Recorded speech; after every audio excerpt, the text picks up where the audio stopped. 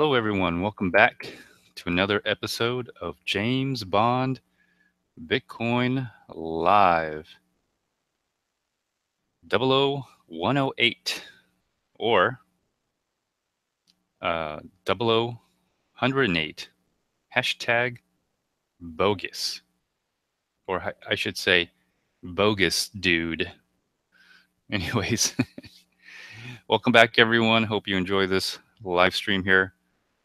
So let me go over the notes section real quick so everyone gets an idea of what the show is about today.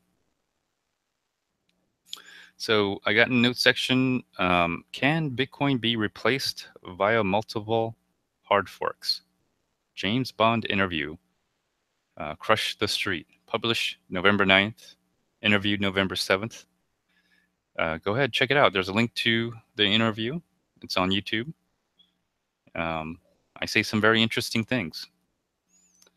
Another one is collecting your free Bitcoin gold coins with Coinomi. That is a link to the support desk of Coinomi. Gives you step-by-step on how to get your free Bitcoins using the Coinomi wallet. So there's several ways right now. I think if you had Bitcoins on your Coinomi wallet, you'll be able to split your Bitcoin gold. Another way is to import your recovery seed, your 12-word, 18-word, or 24-word recovery seed into Coinomi wallet. Split your Bitcoins split your Bitcoin gold from your Bitcoin. Send your Bitcoin gold out to wherever you want to, another wallet, whatever, and then simply just revert back to your old Coinomi wallet, and then your private key will still be on whatever wallet that it came from, whether it be on your Trezor, or your Ledger, or whatever, Exodus, many different wallets. There's instructions for that as well. And then the third way, which I haven't tried, I still haven't transferred my Bitcoin gold, but eventually I'll get to a tutorial video on how to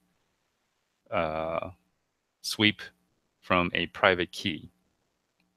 And then the link below that is a video on how to do that. So if you are a little too busy to read the support from the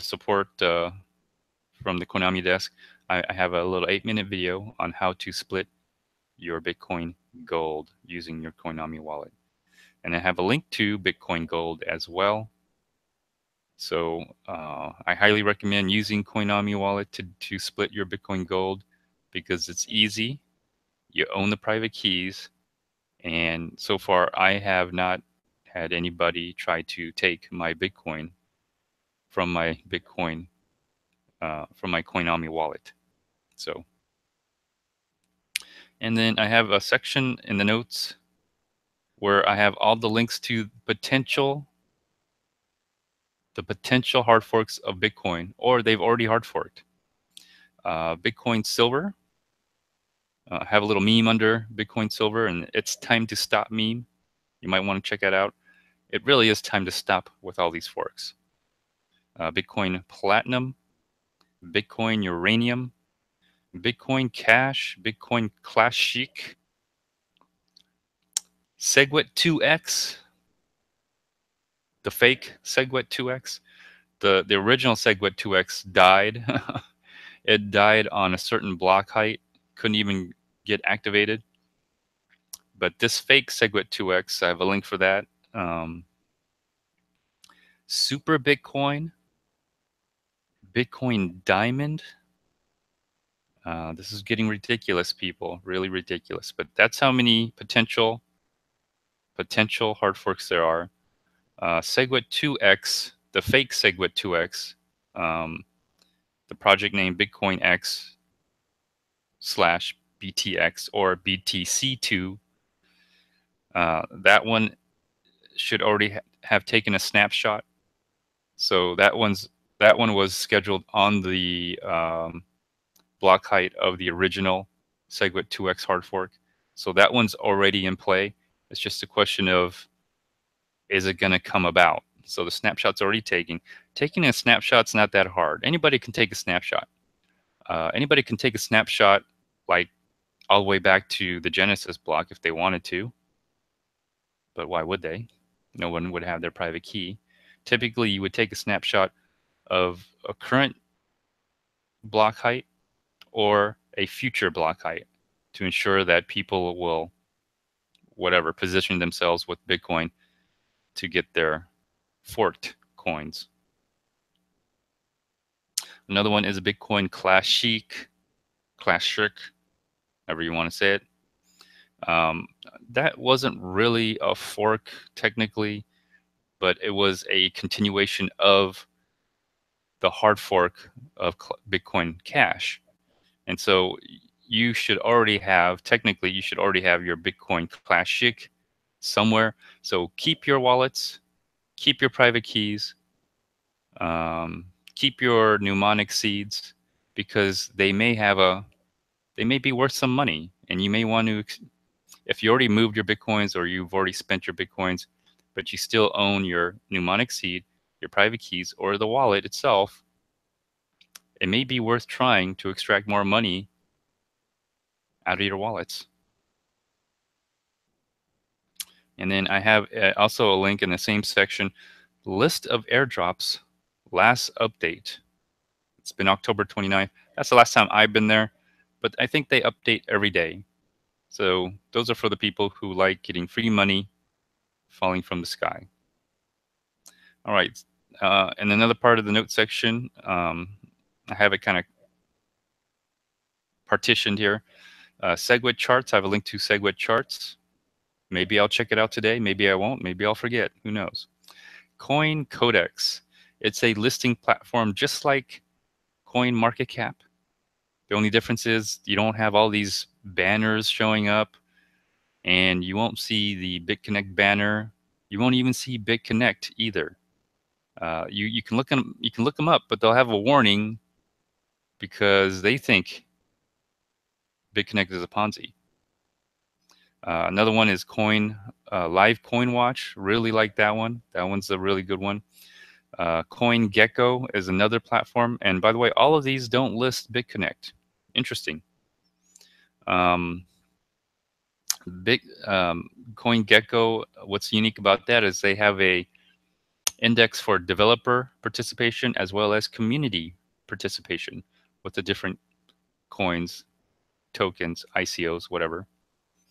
Bitinfocharts.com, that's another listing platform. Not so visually friendly, maybe not even user friendly, but it has some great tools. I'll be using some of those tools today and showing you, like the hash rate. I'll be looking at Bitcoin Gold hash rate. They updated, so they have a comparison where you can compare Bitcoin Gold. And so hopefully with all these Bitcoin hard forks, we can compare the hashing rate and transactions of all of them, and get a really good idea of, like who's the true winner, who is the true Bitcoin, which one is the true Bitcoin. Another, it's not a listing platform, but it is a good website to go to, is Joho's mempool statistics. And that's basically a link to the 24-hour mempool and blocks that have been confirmed or transactions in the mempool. This is a listing platform. It's a little bit different. It does have a price to it, but it measures social media. And I think that's a very useful tool because I'm going to be talking about that today. I'm going to be talking about, believe it or not, I'm going to be talking about Ethereum, and I'm going to be talking about Neo, as you can tell by the meme by now. And then another one is here, transaction accelerator. I don't think that's a problem now. You probably won't have to use it, but just in case your transaction gets stuck, you can try to use that. The website itself has many good tools. It's a broadcast. It will broadcast your transaction, and it will also verify and sign your wallet or an address that you would control. And last part in that section is Bitcoin Cash. Bitcoin, Bitcoin Cash, hash rate historical chart 6 months. It's basically a comparison of the last 6 months of the hash rate between the two. I'll be going over that. So there's a link for you to take. It takes you right to that website. All right, now I'm getting to the meat of the episode today. Forking hell. There are a lot of hard forks coming to Bitcoin. A little bit old, it's November 16th, but if you're new to this channel, if you just stumbled onto this video, this article gives you a great idea of all the potential or the most current Bitcoins that are coming up your way. If you own Bitcoin, you probably have an interest because it is an opportunity for you to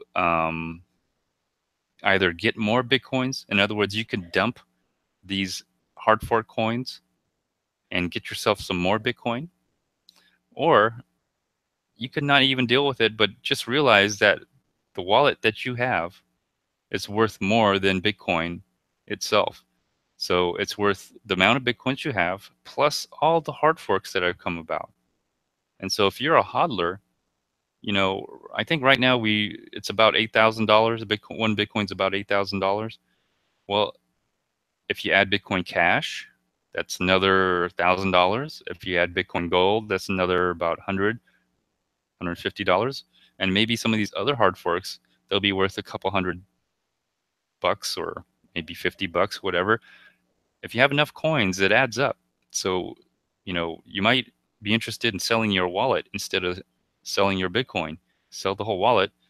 You could sell the whole coins, get rid of them.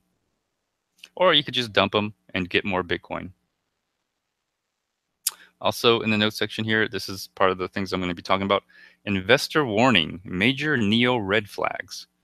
This is coming from, looks like a blog site, storeofvalue.github.io post. So interesting. We'll go over that. And then we have a response to the investor warning, major neo red flags. It's called Response to Basis FUD by Malcolm Lee Ryder. I think he's like the senior R&D manager for Neo. The same person, Malcolm Lee Ryder, tweeted this out today and kind of caused a little panic for Neo. There is now circulating fake pictures of chat history. There will be no news about regulations tomorrow, just so that everyone is clear on that. And we'll go over that tweet. And then finally, we have a response to the Medium post by Malcolm Lee Ryder. And that is, Neo responded to my article, and it confirmed my worst fears. Again, by storeofvalue.github.io. And we'll be going over that. Billionaire investor Novogratz, Ethereum en route to new all-time highs. This is coming from Crypto Coins News. So if you haven't already figured out, I'm going to be talking about Ethereum and Neo. And if you look at the hashtag in the title today, hashtag bogus, dude.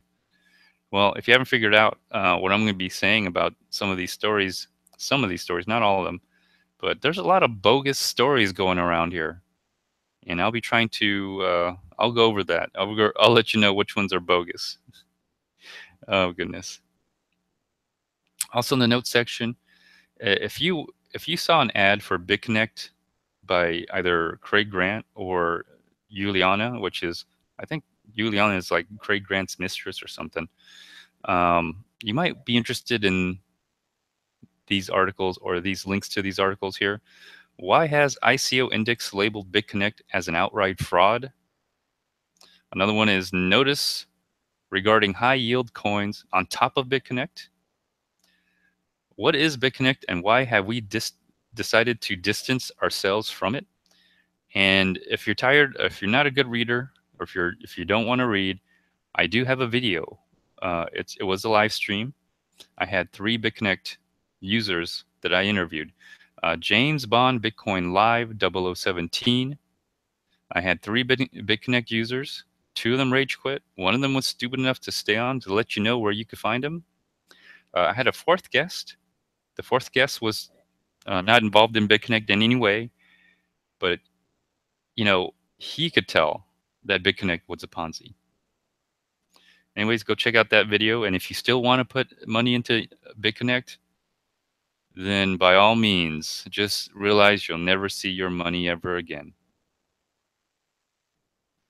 All right, and then the last portion of the notes section, I have the video theme for this video.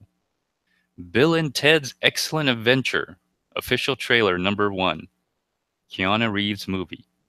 1989, wow, has it been that long? I guess so. All right, and so that's the video theme to this video. Go check it out if you don't know what I'm talking about. Also, I have the meme here, link to the meme, hashtag yes2x75. And I'm still going to go yes2x. I'm still labeling them. I know I said I wouldn't, but you know what? There is a Segwit 2x, and it did hard fork on that block height that it was supposed to hard fork. It's not the original Segwit hard fork. It's the fake Segwit. The real Segwit died just before that block height. The fake Segwit, well, it is Segwit 2x. I can't deny that.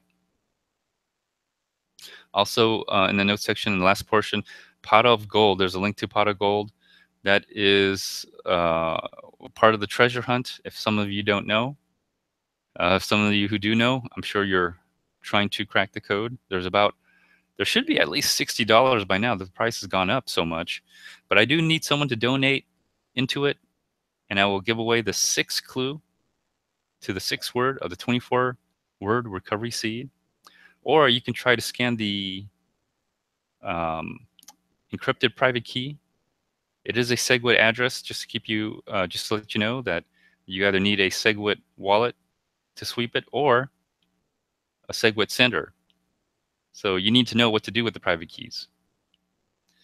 So please donate. I have also the donation address.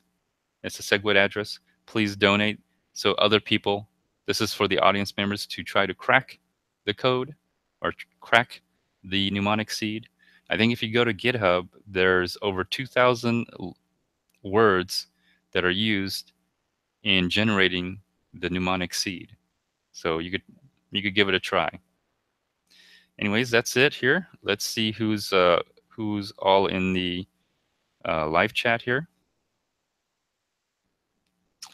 All right, I see Carlos. Carlos, good to see you. You were first here. Congratulations. Bitcoin B, good to see you. Welcome back. 21 Million Club, how you doing? 21 Million Club did a video on some of the hard forks. You should check out his videos. Subscribe to him. Dual Overhead Camness, good to see you. Always good to see everybody here.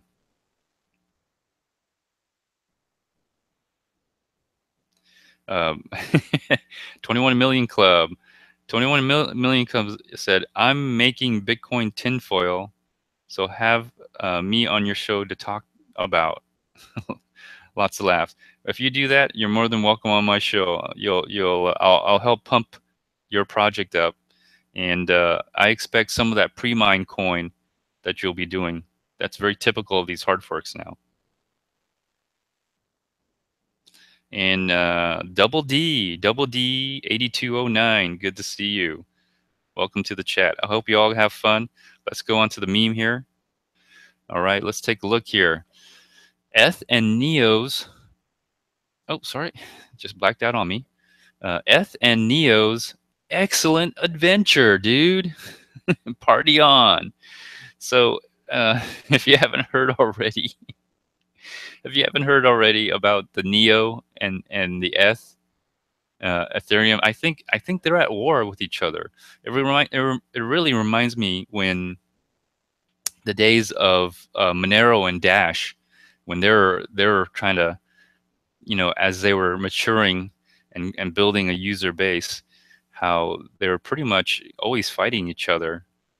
I kind of view Ethereum and Neo. When Ethereum came out, it was like supposed to be the Bitcoin killer, right? It was supposed to be like going to take over Bitcoin, which it really hasn't, and not even close. But they always, Ethereum people always seem to make it more out to be what it is.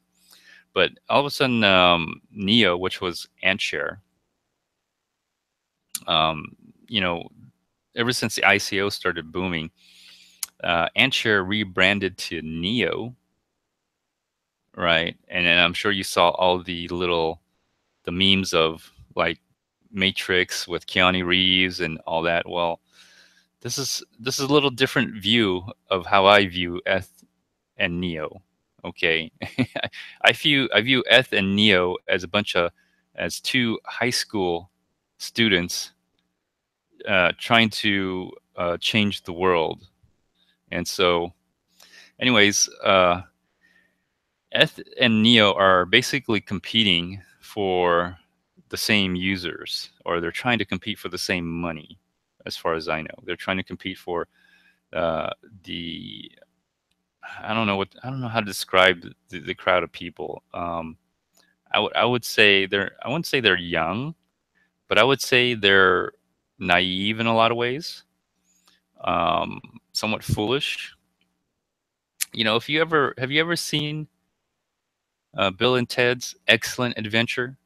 I think you can watch it free on YouTube or some other over the internet, or if not, I have Netflix. I watched this on Netflix. It brings back some memories, and it's one of those movies where it's about time travel back in the past and into the future, and you can see how the people are so idealistic when they have no idea about life experience, and it's almost a joke sometimes when you watch some of these time travel movies and you see what they think at the time they made the movie of what the future would be. And now that I watch this, and I lived during that time as well, and I look at the present time, the present date, and I look around, and I I think about how I thought the future was going to be based on the technology back then, and here we are, nowhere near what I thought. We're overly optimistic a lot, often. And so, looking at some of the things that Ethereum and Neo is promising to the world, and kind of some of the things that I know from my own experience, how overly optimistic we are about new technology, and what I now know by living through time and history, we may be severely disappointed on what's going to happen. Anyways, let me move on to the let me move on to the rest of the show here. Let's get this thing going. All right. Oh, sorry about the bright screen. Jeez. All right, here we go. Bitcoin pot of gold. Here it is in my plugin. Feel free to donate. The QR code on the left with the arrow pointed down at it. That is the donational address. Go ahead, if you have your smartphone with you with your wallet, go ahead and scan it, push send all, and put high priority and send. And it'll get there. It'll get here for everyone to try to take a stab at it. And then the QR code on the right there, that is the encrypted private key. If you have a Bitcoin wallet, you can go and scan it. It'll ask for a password. You have to guess what that is. If you can crack that code, you can sweep the private keys. But it is a Segwit wallet. So if you have a Segwit wallet, it should go through just fine. If not, you might want to use some kind of decoder. You have to use some kind of private key decoder, and then it'll give you the encrypted private key decoder, and then it'll give you a private key, and then you're supposed to use that private key either through a sender or use it through a Bitcoin wallet, and you should be able to extract the Bitcoins. I think there's definitely $60. If anybody donates, I go to increments of $10. I will give a clue to the 24-word recovery seed. I've already given out 5 clues, so you have to go to my previous videos. I don't know how many. Just go back, and I've given out 5 clues. I'll give out the 6th clue to the 6th word of the 24-word recovery seed. Also, in some of my previous videos, I've hidden private keys, both encrypted and unencrypted private keys. I think Brian's already got all the unencrypted private keys. I put some treasure hunts into the memes and into the pictures, and in the videos. I give out clues in the videos. You may want to check that out. There's still a lot left. There's actually there's quite a few left. I haven't put in any treasure hunts in the videos recently because of all the hard forking, and so I probably won't until all this hard forking nonsense ends. Because sending my coins and all this, it gets a little weird. And plus, I'm using some of my treasure hunt coins as demos when I need to hard fork. I make tutorial videos. Yes, only 24 words. And the QR code on the bottom is a link to Yellow Fever for You. He's the one that gave me this idea. If you use a regular QR code reader, it should take you to his channel. Anyways, let's go on. Oh, another bright screen. Okay. So here is, I don't know where this is from, but here's a link to Forking Hell. There are a lot of hard forks coming to Bitcoin. Article's a little old, but I think for people who are trying to watch or trying to figure out what Bitcoin's all about or have Bitcoins, this may help you in understanding how to deal with all the forks. Now, if you're a hodler,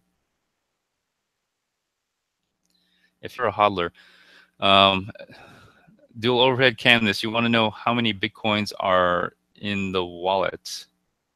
Okay, I'll go over that real shortly. I think there's $60, but I don't know how many Bitcoins there is. I'll check it out. We'll go to the address and have a look at it. Hard forking. Okay, so if you're a hodler, you really don't have to do much of anything. If you never plan on using your Bitcoin and you're just hodling, essentially you don't have to do anything. And it may come to a point in time in the future that if you plan on cashing out, you may want to ask for more money for your whole wallet. So whether your wallet is a paper wallet with the private key that you can basically you're selling the private key, or you're selling the actual paper wallet. You could be selling your wallet as in the device itself. The wallet is on your smartphone or on your tablet or on your computer. You can sell your computer for millions of dollars in the future. So who said you can't sell your Bitcoins in a physical form? You can. You could sell your smartphone, your tablet, if the wallet's on there. You could essentially say, I'm selling my computer. The other one is you can sell your recovery seed, your 24-word, your 12-word, your 18-word, your 24-word recovery seed. You can sell your Tracer, your hardware wallets. You can sell your Tracer, your Nanos, for whatever amount. ideally whatever amount of Bitcoin's in there and what the Bitcoin's worth. Not only the price of Bitcoin, but the price of Bitcoin Cash, the price of Bitcoin Gold. What else is coming up? Bitcoin Silver, Bitcoin Diamond. Let's go down here. Let's scroll down. Let's see what I already give a list out here, but there's a lot of links here that you can go to. Let's see, Bitcoin Diamond, Bitcoin Silver, Super Bitcoin. I mean, there's so many. So it's a great article to read if you're just getting into Bitcoin, or if you're already into Bitcoin. You probably already know this.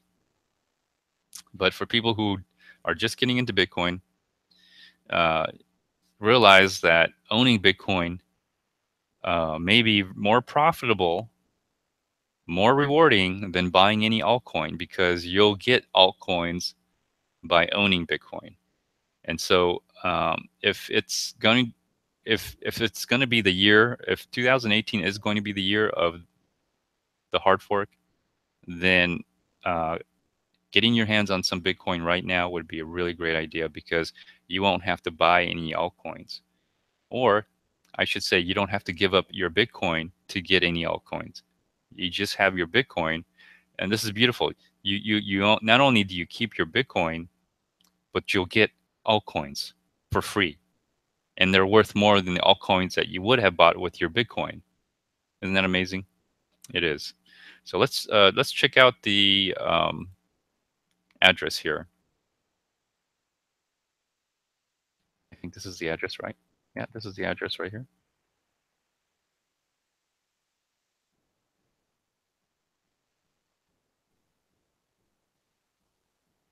Boy, my internet is slow. What is going on today?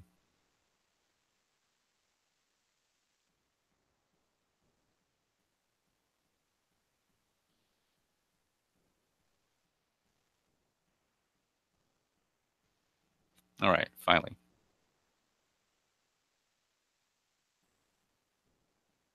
All right, so slightly under $50, slightly under $60. Let's see how many Bitcoins are in there. 0.00746,319 Bitcoin. That's how many Bitcoins are in there. Dual red Canvas, if you wanted to know. So that's how many Bitcoins are in there. This is what it's worth in US dollars. There is the QR code one more time if you want to scan it. So good luck to you all. So let's go on. What's next here? Oh, sorry for the bright screen. What is this? Oh, yes. Oh, let's not forget this. So, hey, how you doing, Fud Machine? Yes, you made it just in time. You made it just in time. I showed this yesterday. I'm going to show it again. That's Neo right there. That's right here. This is Neo. And that's Neo pumping really hard. And that's, I believe this person is the owner who started Neo. And he's pumping Neo really hard. Look at him pump. Look at him pump this Neo right there. So, and this person right here, I think that's the guy who started Neo. I think so. I'm not sure. Trina Blan. Trina Blan. Anyways, let's go on to my Neo portion of the story. Oh, sorry for the. Oh, it's downloading. There it is. Okay, so this is a site called Store of Value, a cryptocurrency blog. Investors warning: major Neo red flags. Now, I normally don't talk about different altcoins. I'm going to talk about altcoins today because, again, this what's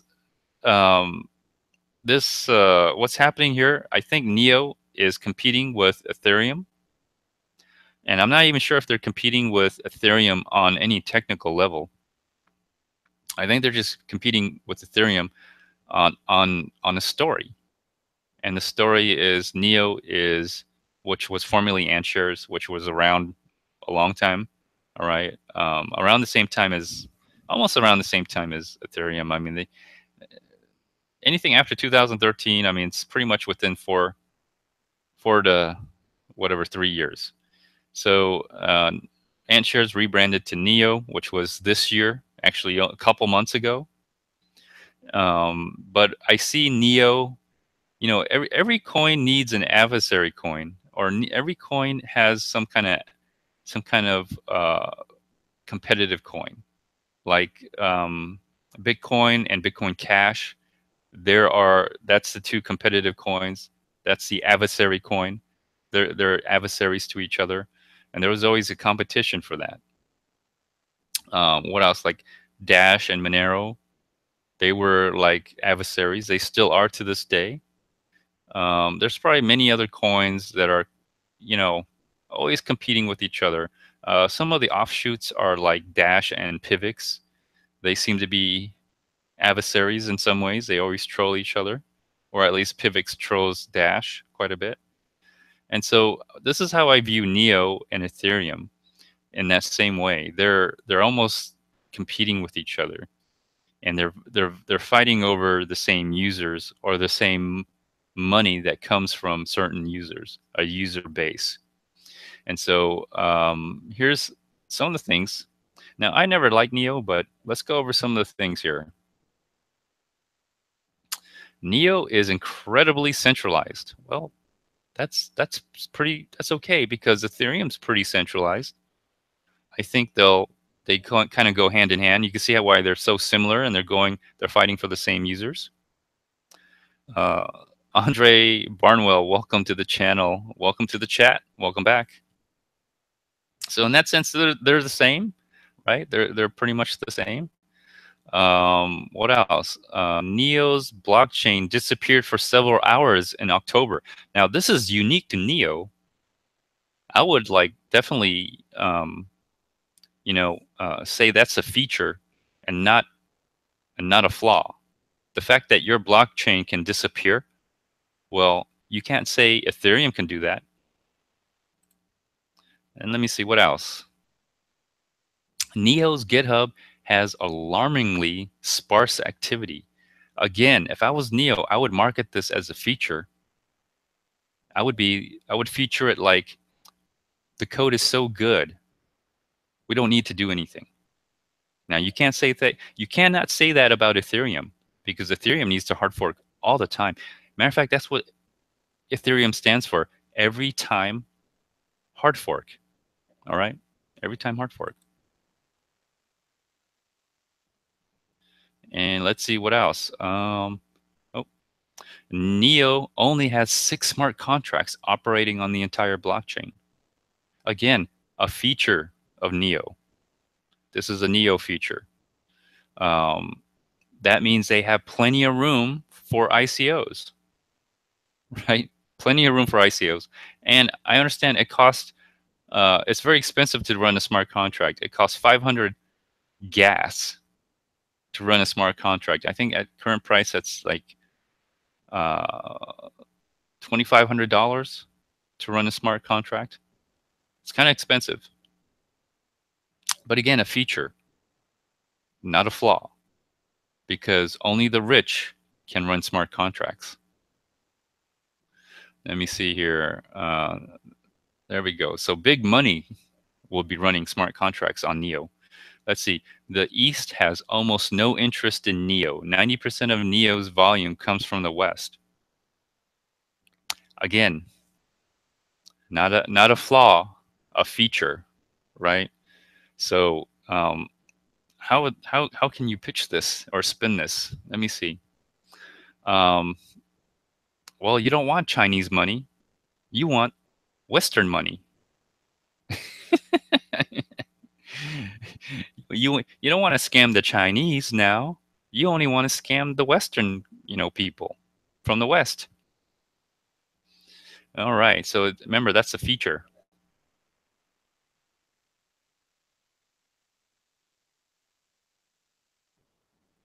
Okay. Neo attracts scammy ICO and dApps. Again, not a flaw, a feature, because scammy people raise a lot of money. All right. Scammy apps raise a lot of money. Look at Ethereum. Now, again, this may be a feature because Ethereum kind of does the same thing. Something that you compete on with Ethereum. Let's see what else is here. Neo makes announcement. Neo makes announcements of announcements. Well, that's again not a flaw. Of course, you're not being. There's no pumping. There's no social media engineering going on. Again, it's Neo is so exciting. All right, it's so exciting that it doesn't have to do anything. It just has to announce that it might do something. And then last is Neo is a blockchain built purely on promises and rumors. There's no there is no substance. Well, if you compare that to Ethereum, that's pretty much what Ethereum is. So you could kind of understand Neo, the Neo people and the Ethereum people. They're kind of fighting each other. This is a trolling war.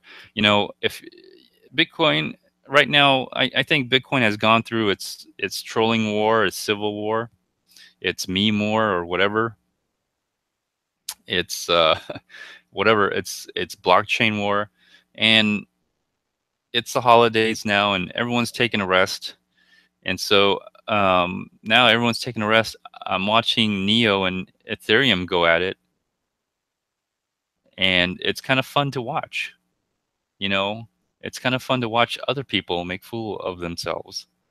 So let's see. I'm gonna go on to this here. Let's see what is it. Oh, sorry. Let me try to go on to this one then.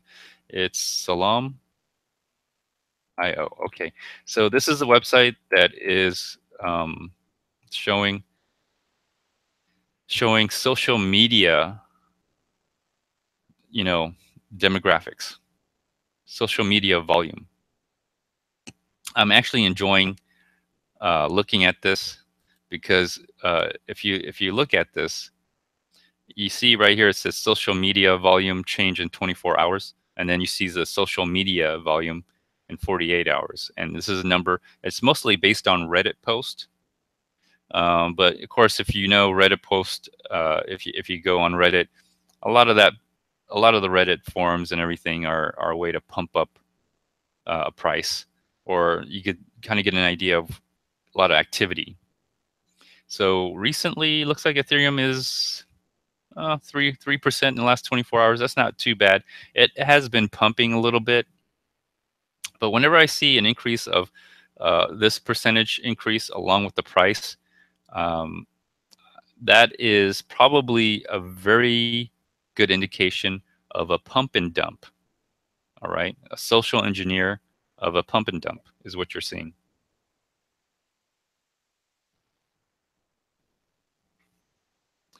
And so what's going on? Tether is all of a sudden has a lot of Tether is getting a lot of social volume here in the last 24 hours. There's rumors where Tether is, how can I say, maybe,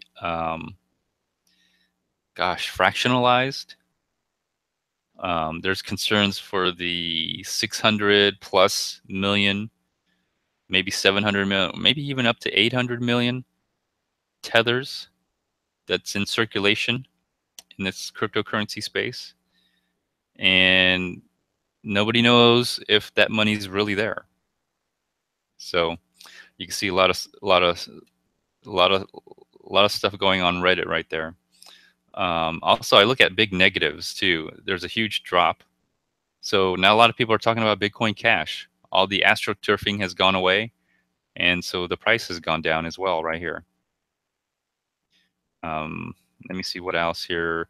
Here's Neo, and unfortunately, they're getting a lot of negative social volume, and their price has gone down. It used to be lower than that, but you could see that when I look at this and I see the 24 social volume change, it tells me that now people are maybe not talking as much about it. The pump is over. It's done. Anything after this is just a dead cat bounce.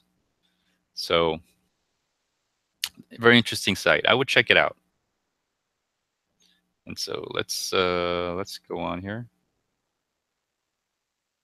Right. And then so after this was written, and I think somebody sent that to me actually from yesterday's show. Let me see who it was. Who sent that to me? Okay, it was Qbro. Qbro sent that to me. Thank you for giving me the heads up on that, Qbro. I looked into it and I figured I followed up with a show today, a little follow-up story. And this is Malcolm LaRider. I think that's his name. And he made a Medium post responding to this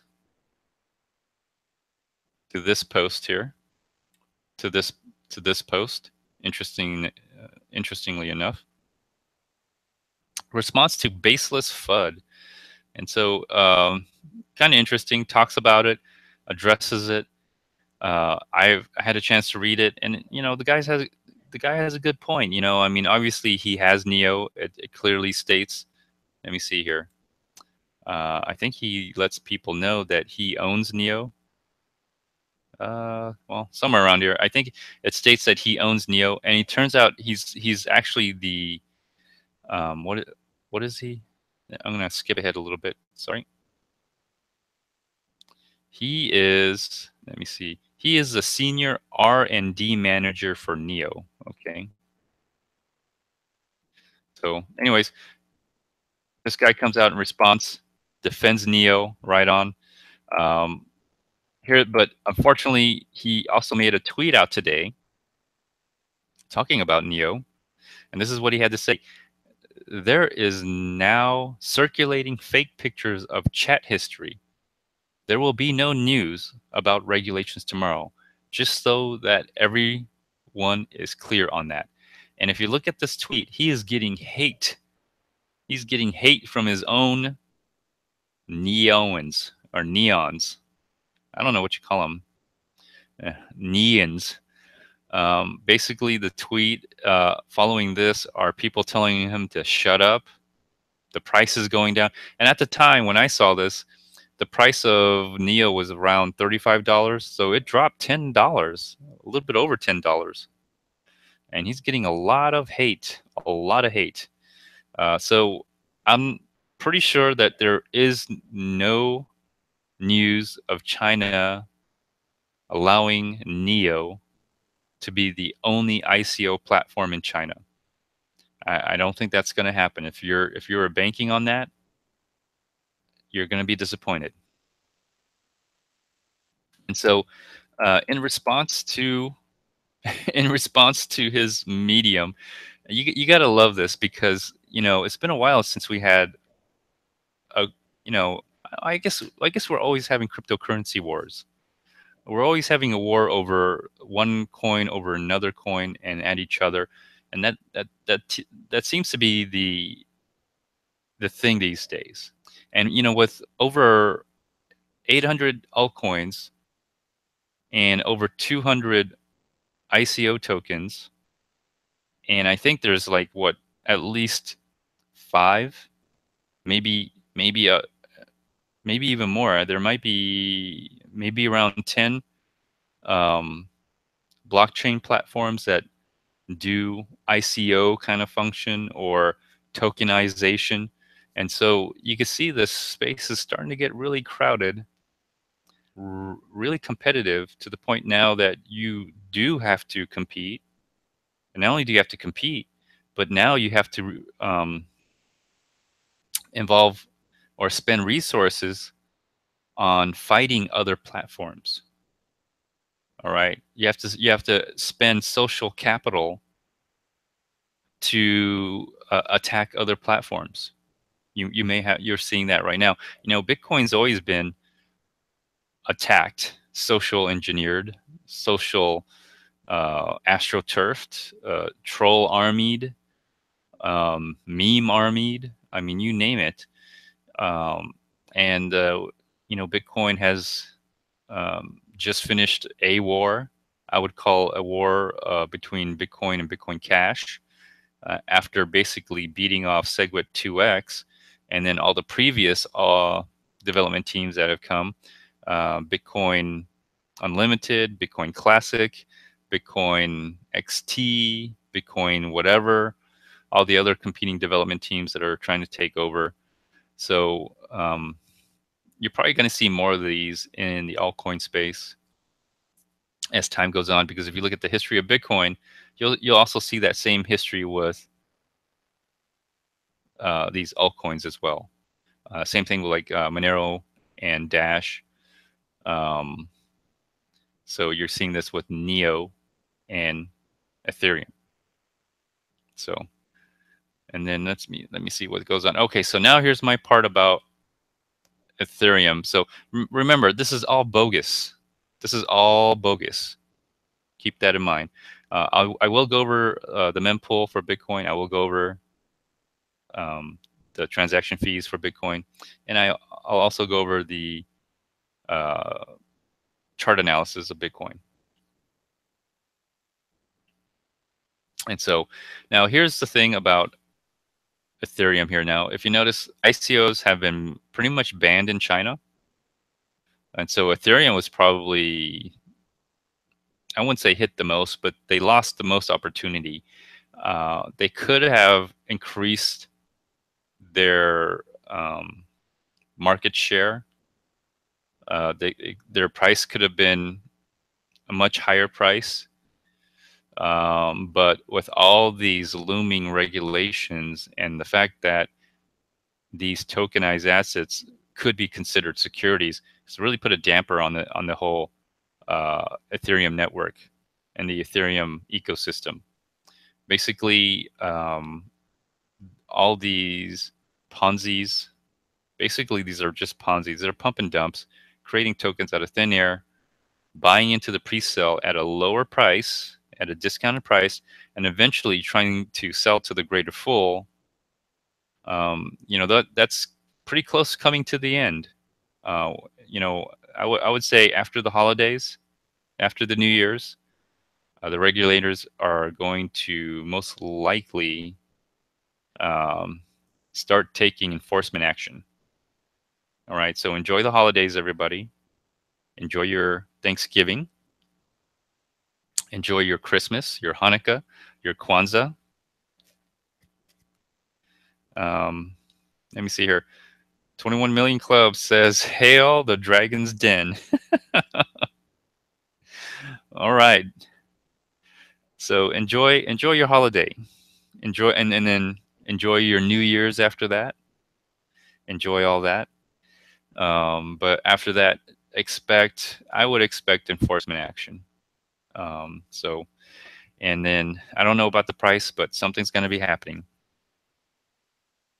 So this leads me to this right here.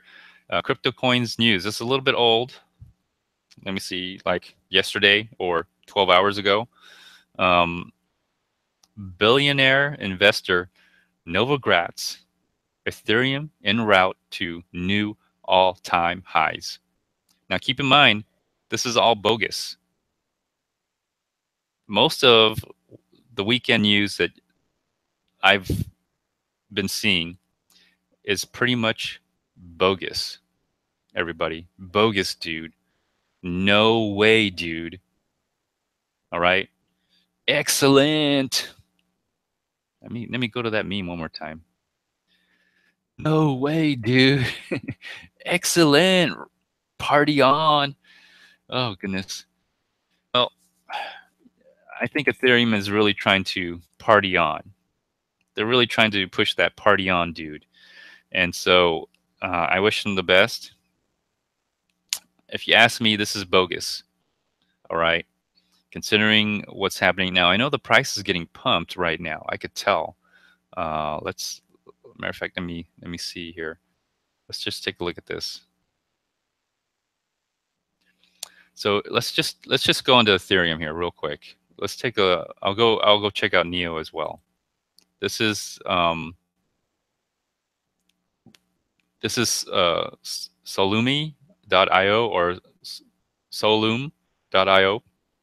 I don't know how to pronounce it, but it keeps track of the social media, right? Of social volume.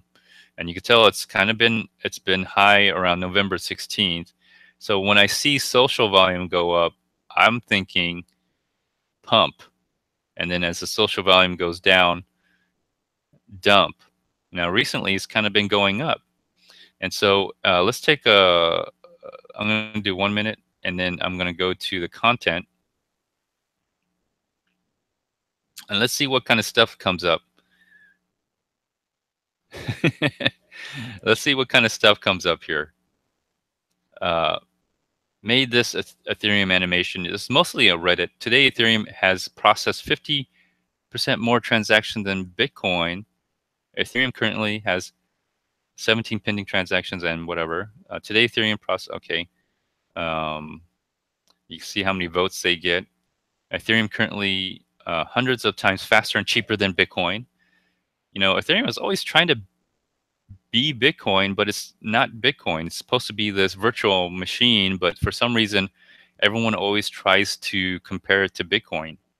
Doesn't make any sense. And let me see, what else does it say?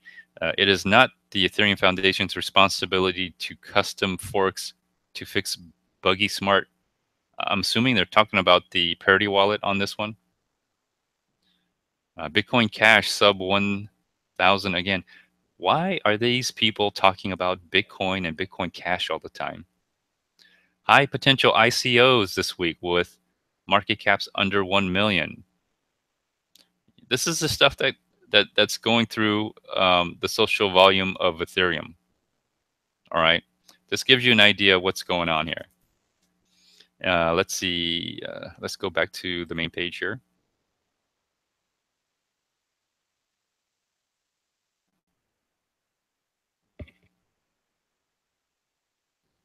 All right. So let's go on to Neo. Let's go into Neo. Let's see what people are saying about Neo. Okay, so you get this. Neo is like this social volume chart is basically directly correlates with the price. So you can see the pump and then the dump. All right. Obviously, this is the pump and the dump. So Neo, if you were to gauge Neo and understand Neo's nothing more than, well, hot air for the most part, hot gas. Neo is gas.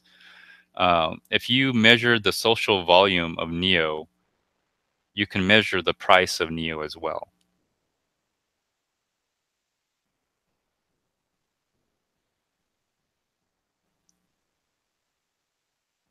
And so here you go. Let's take a look at what I'm going to go to a minute. If I go to 7 days and go to content, it takes such a long time. So that's why I'm going to 1 minute. So calm the F down, people. Let's help the noobs out. Okay. Get your finger on the sell button. Bitcoin is going parabolic.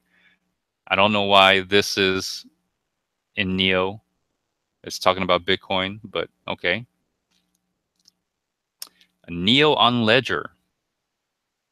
Getting a lot of votes on that. Neo Smart Economy, a summary of development highlights to date.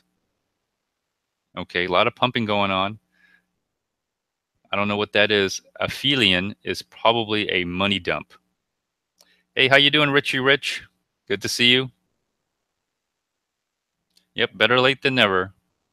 What else does it say? For everyone who is losing hope, don't forget what happened to alts after the Bitcoin Cash fork. I don't know what that has to do with Neo, but a lot of people pumping Neo. I have been researching crypto for 2 months. I finally got around to Neo. Wow, I'm here for the what? I'm here for the long haul. This is why I'm more bullish on Neo than any other crypto. This is a Medium post that was upvoted, and oh my gosh. Okay. Well, that guy's going to lose a lot of money. Neo Smart Economy, something big these days. So you get an idea of the social post. social media, social volume. And again, if you just, let me go back to the 7-day here.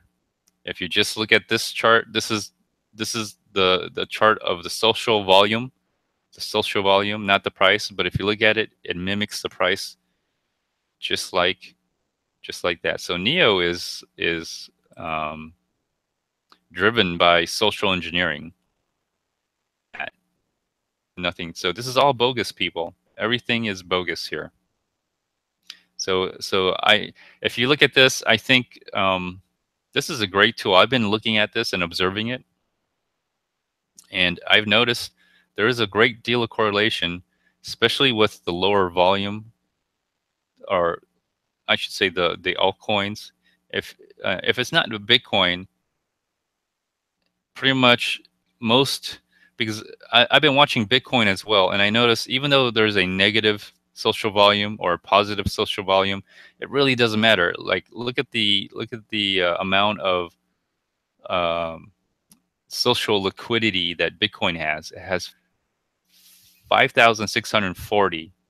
It's ranked 5,640. That's double the amount of Bitcoin Cash, way more double the amount than Ethereum. Um, 500, 600% more than Litecoin. I mean, the numbers just keep going down and down as you just scroll down. Look at that; it's getting worse. So the social capital, or the social ranking of Bitcoin, is so huge. It doesn't matter. It's hard to pump and it's hard to dump. It has so much of its own life that you can't manipulate it. But the other coins you can manipulate. Very easy to manipulate. And you can see here on Tether, wow, it's up 138. A lot of people are talking about Tether. Tell by this. And so there's a lot of chatter going on with Tether. A lot of people are talking about it. Anyways, let's go on back to this here. So this is bogus, people. Um, this story is a bogus story. Hey, how you doing, Olaf Husky? Good to see you. So if you think that Ethereum is going to pump or go to an all-time high with all these other headwinds, I mean, I know they're going into different development. This is a scary part. Okay, I'm going to go through this article and I'll read some portions of it. Here's a quote from Mike Novogratz. ETH looks poised for a big move to new highs. Lots of good news on the horizon. All right. So, okay. All right. Maybe. I mean, here you go. South Korea takes over as the largest Ethereum market. Okay. This is probably BitThumb. Is this the same, you know, BitThumb that crashed from all the Bitcoin Cash trading, that people were like really angry and they even went to the office and with pitches and forks demanding the heads to roll? This is the same BitThumb. The same BitThumb probably has 33% of the global Ethereum market. This isn't good. This is not. Um, if anything, exchanges should.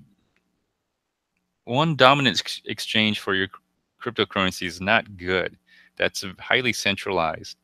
If anything, you want a really distributed uh, exchange market. And on top of that, you want an exchange market outside of the exchanges. You want a peer-to-peer market as well.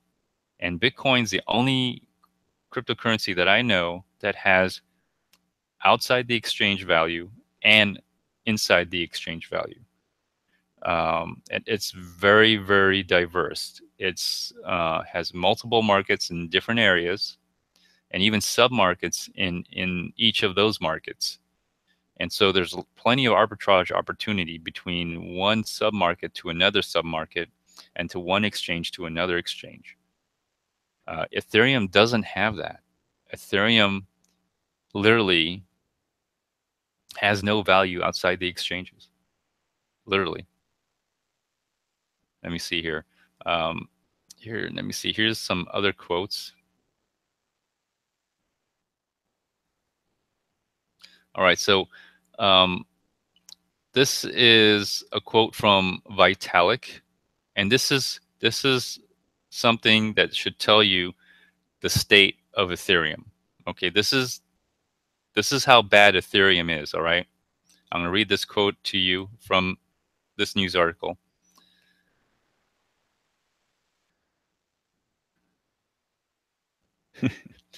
uh, I just had another person ask me if Casper and sharding will be a new coin, and if so, will there be an ICO? This makes me cry, said Buterin. That's Vitalik. So there's a lot of things going on with Ethereum. They had the Byzantium hard fork. They're also going to implement Plasma and sharding and doing Casper. These are all software development to Ethereum. All right, these are not projects to do an ICO at all. And people are literally asking Vitalik if Casper and sharding is a new ICO token, and when will it come out? When is it going to be available? Okay, let me read this quote one more time. I just had another person, not like I just had a person. I had another person ask me if Casper and sharding will be a new coin, and if so, will sorry, I gotta laugh at this. If so, will there be an ICO? This makes me cry, said Buterin. Now I don't know if this makes him cry of joy, cry from laughing at everybody, or cry from sadness. At this point, it's hard to tell. But this is how screwed up Ethereum is, right? People think Casper sharding is going to be an ICO token. Crazy. Comedy gold, man. Comedy gold. What else? Okay. So the article then goes into how the institutional investors will get into the Bitcoin market. Will it benefit Ether? Now, Coinbase recently had this program where they would have some kind of institutional custody or something, or they will allow institutions to buy in to have custody of Bitcoins or something like that. They also mentioned CME. I don't know why every time something that happens for Bitcoin, right, like the CME and the Ledger X, right, these are all good. They're actually trading Bitcoin futures, right? Coinbase is allowing institutional investors to buy Bitcoin.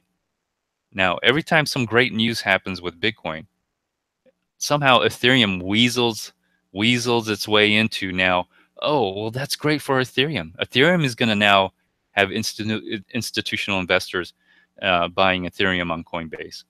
Ethereum is now going to be on the CME futures. Ethereum now is going to be on LedgerX, where someone's going to buy one Ethereum for $10,000 on a futures contract. I mean, it's so ridiculous, and this is bogus, people. This is people running. People are nothing. People are fantasizing about this, and somehow everything great that happens to Bitcoin are now being fantasized about Ethereum, and that's what's driving the price of Ethereum. This is all bogus, utter bogus. Let me see here. I got Richie Rich saying, I think crypto has made me lose all faith in anyone who claims to be an expert in anything. I don't even trust my dentist anymore. All a bunch of frauds. Oh, goodness. Yes, yes. Oh, goodness.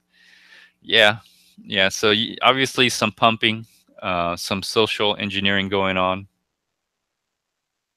All right, so let's go to a chart.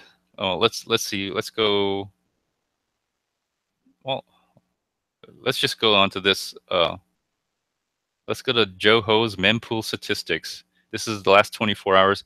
Let's see what's going on with Bitcoin now. All right. Where is it? Okay, Bitcoin is eating into the 5 to 10 satoshis per bytes in the mempool. So pretty much it's almost all gone.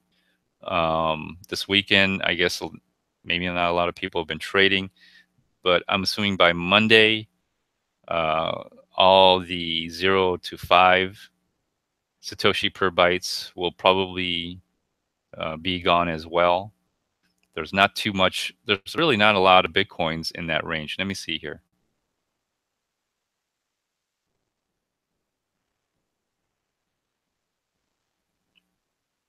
I just want to see how many Bitcoins are in the 5 or below.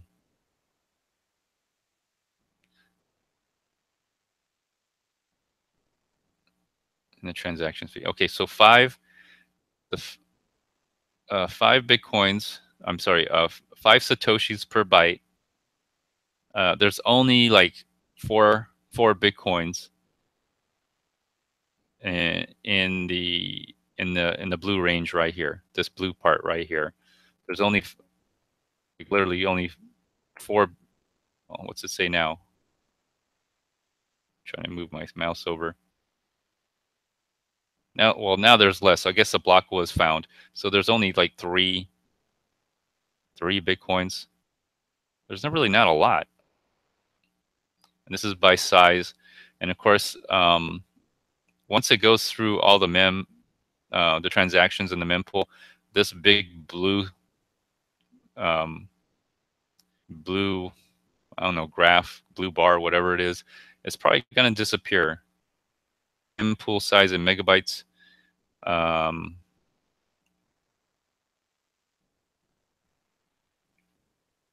so it's almost 3 megabytes worth of of memory or blocks worth.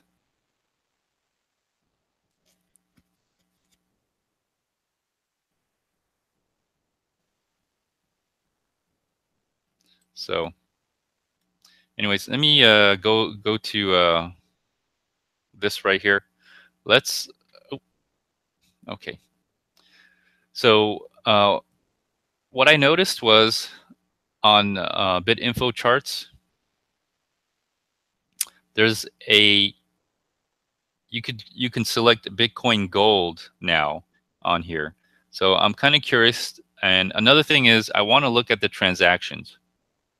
And so let me just go and show you the the hashing rate for Bitcoin Gold. So let's just take a look at the hashing rate. So Bitcoin has gone up, all right, to 10.6 EO hashes. Bitcoin Cash is now 977 petahashes. It's gone down. So the the price of Bitcoin going up and the hash rate of Bitcoin going up. Um, there's that equals out to be about 11.2 or something, 11.4 total hash for Bitcoin and Bitcoin Cash. But there's still a small little bit of hashing rate missing, and I'll try to talk about that a little bit later here. I think there might be some truth into China with the electricity going on. There could be some Chinese miners being squeezed out of China and going other places. But if you look at this, Bitcoin Gold hash rate is only 48 megs. That's how many hash rate it is. 48 megs. So let's see here. I'm going to just look at transactions, and let's compare transactions. And let me go to a 3-month, and I'm going to add Ethereum. I'm going to add quite a few coins, and we're going to see what's happening here. I'm going to add Litecoin.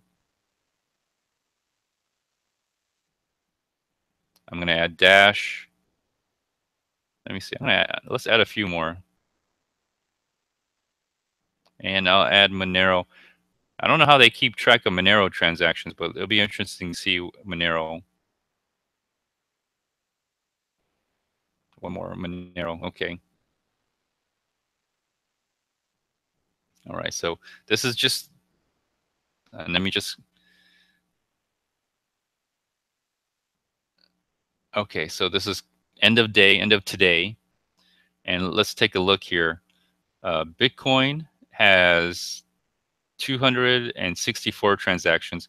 Ethereum has a lot of transactions, 464 transactions. But keep in mind, Ethereum has what, 3-minute blocks, and you know their whole system is way different than Bitcoin.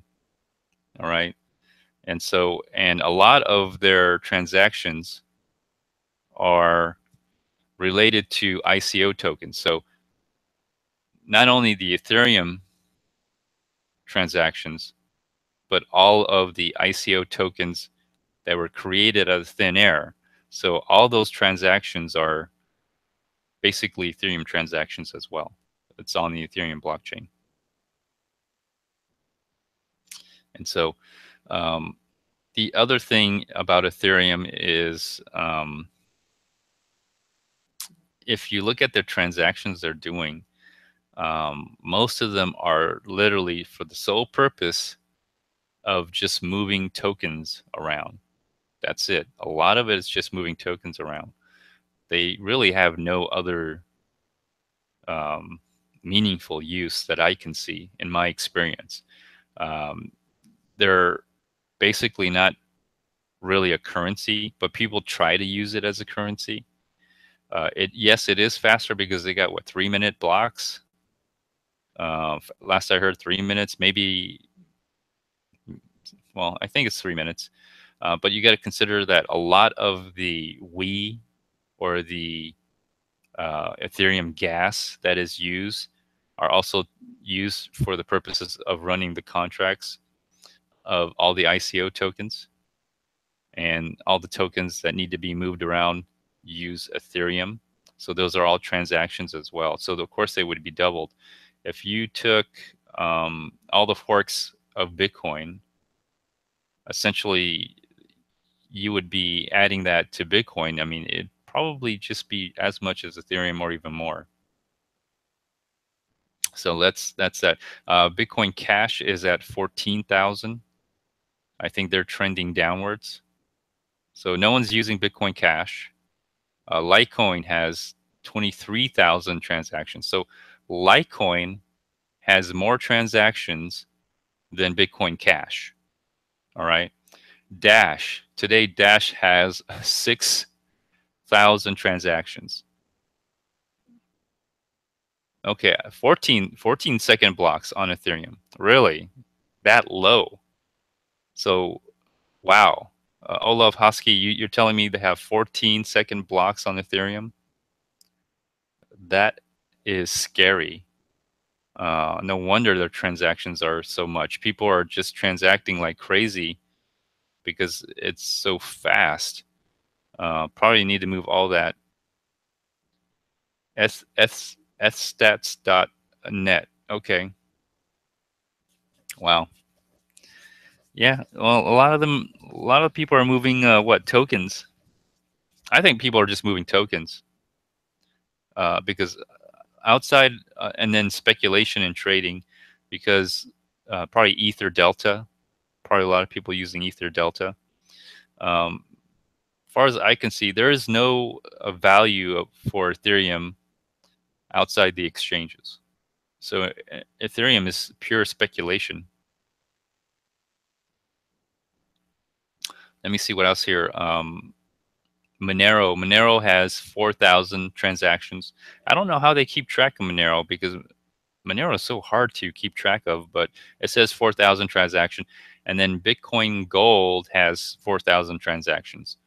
So this should give you all an idea on the transactions of these of these coins. You want me to check ethstat.net? Okay, I'll go ahead and I'll do that real quick. Let's check it out.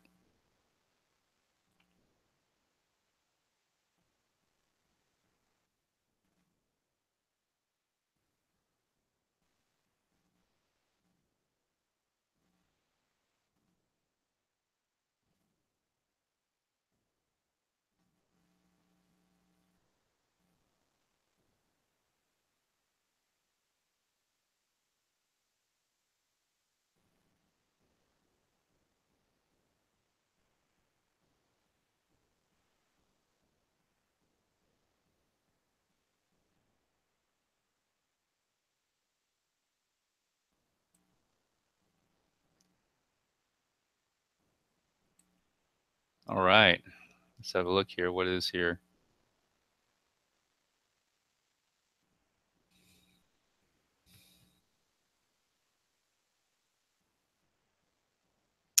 Average block time, 13 seconds.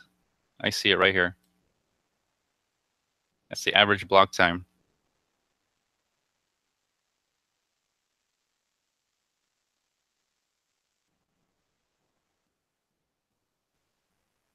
But the last block was 2 minutes ago. Okay, so I guess, yeah, they mine blocks pretty fast.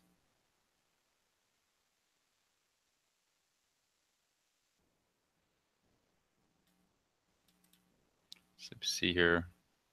1 second. There's a 1 second block, 5 second block.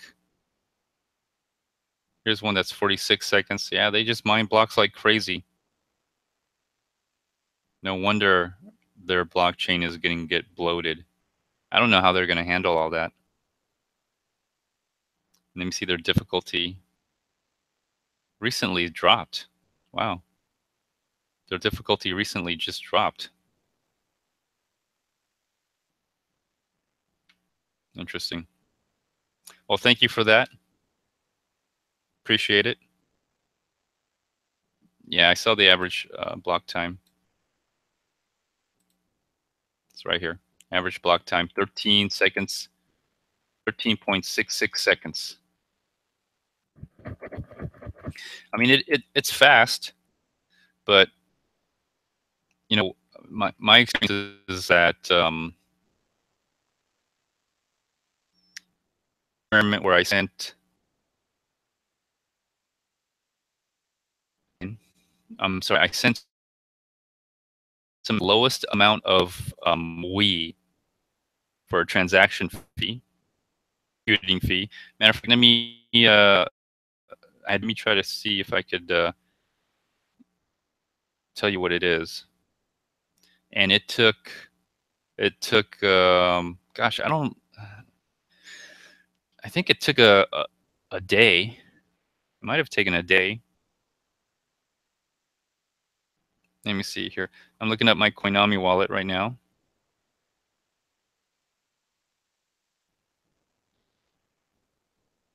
I'm looking at the transactions fee.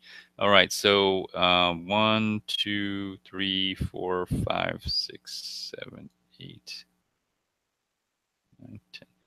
I don't know how I explain it, but it's like five we. I've set on my Coinomi transaction fee 5 we for the transaction fee on Coinomi.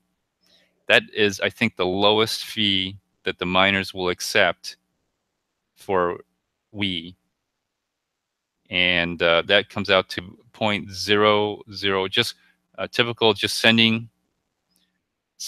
Let me see. What does that come out to? Okay, it was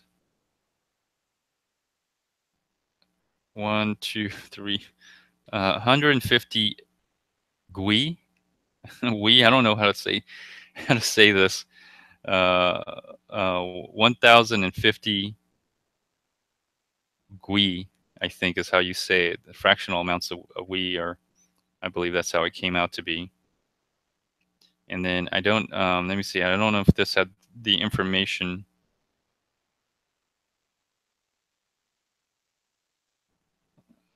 No, I'm gonna have to look it up real quick here. I'm looking on my Coinomi. Sorry about that. Sorry if you don't see it.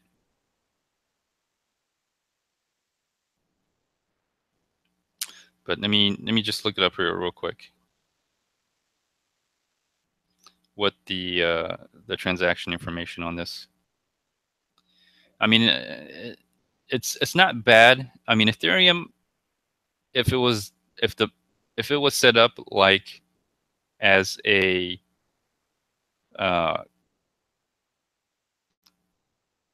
currency or a method of transferring value back and forth, it's pretty fast. It's pretty quick.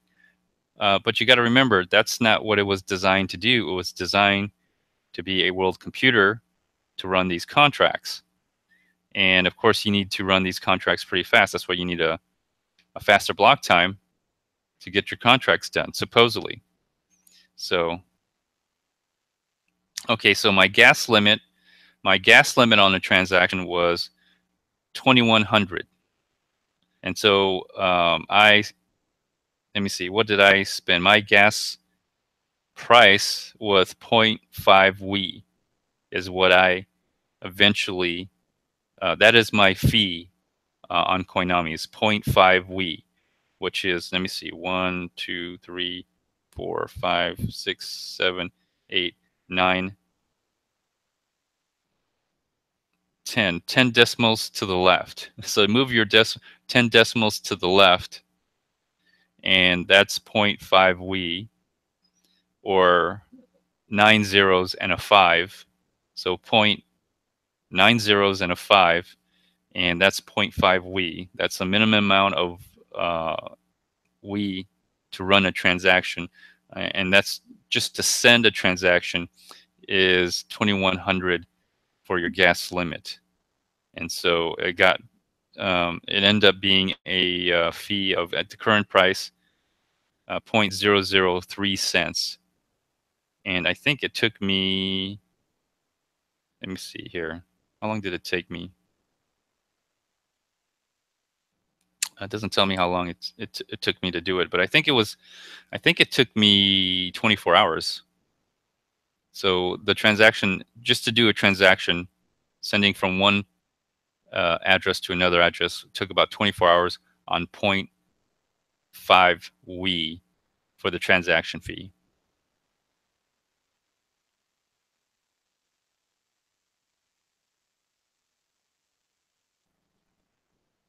Yeah, it's printing F like mad. Anyways, let me go on to the mempool now.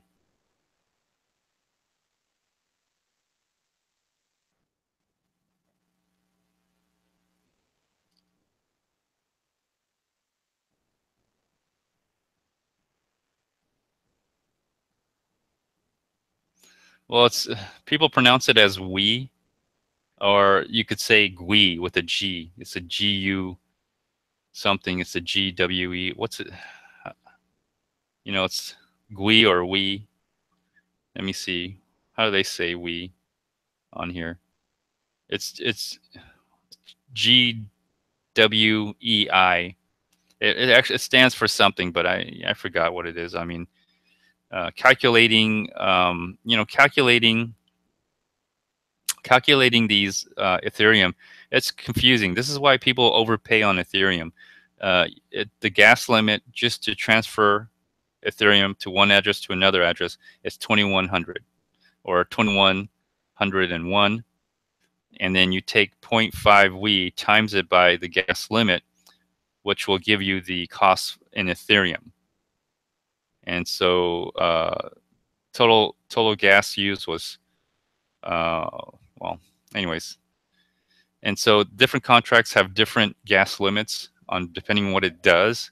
So people have to understand what the gas limit is of what the contract they're trying to run, or the computing power that it takes. And that's basically your gas.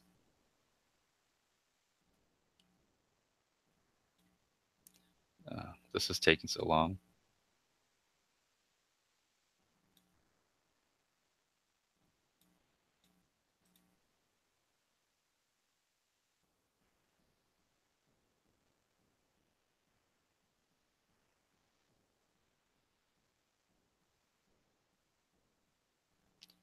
Anyway, while that's thinking, let's just go on to the meme here. And so let me see here. Maybe we can go on to another article here. There was an article. Let me see here, if it's going to let me.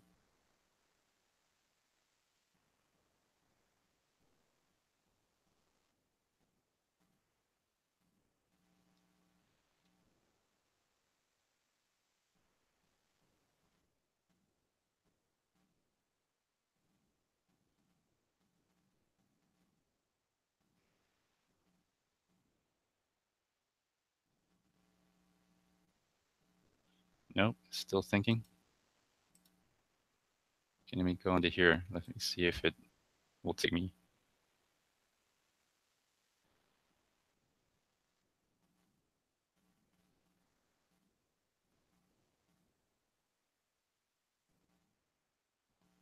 Okay, it's working on this one.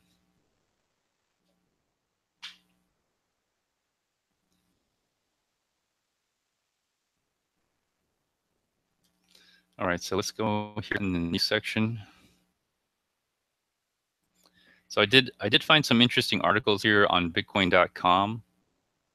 May talks about the mining that's going on in China.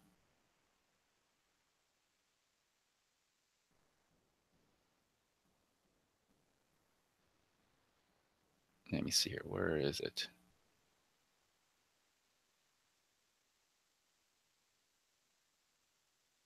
Here's one of them right here.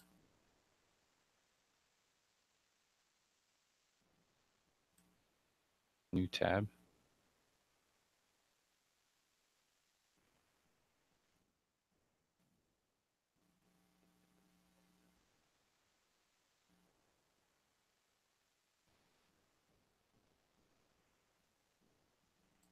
So this article just came out, and here it is. It's a Bitcoin mining farm in Shihun, China reveals trouble beyond regulation. And it looks like there is some issues power to these mining farms. And so there may be some truth to, I don't know if it's a ban or a crackdown, but there may be some issue here where miners are not getting power because it's quote unquote the dry season. Yes, I know Windows XP, but that's what I got right now. That's what I'm using. So there's a lot of things that are going in China, and it looks like they're looking for other places to go to. You can see it's when you look at these pictures, it almost looks like gosh, it's different. You know, when you see like the videos of Genesis mining, and they're all organized and it looks clean and everything. And then when you look at some of these pictures, it's like wires all over the place, and it's kind of looks a little dirty and dingy. Um, it's quite a difference. I mean, they're definitely trying. They're doing this obviously for the money. They don't really care for the technology, in my opinion. The way the article reads, it looks like you know, they're just cutting every corners that they can to pump out as much Bitcoin, and that's kind of what they're interested in only. Of course, that's the life of a miner, and they got these costs. They have these cost overhead. They have real physical overhead costs that they got to pay. Where's the other one? Here's the other one right here. I'll just go into this one. Let's see how this one's doing.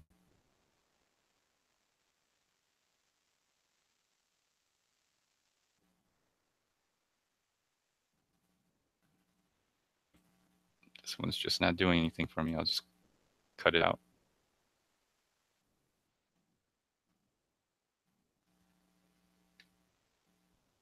All right, so here's this article here.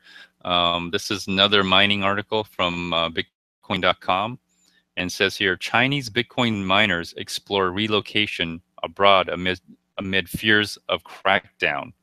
And so this idea, or the news that came about of Chinese miners, if not being banned, at least cracked down on, because supposedly they don't want the electricity to be wasted on mining when it should be going to supposed villages.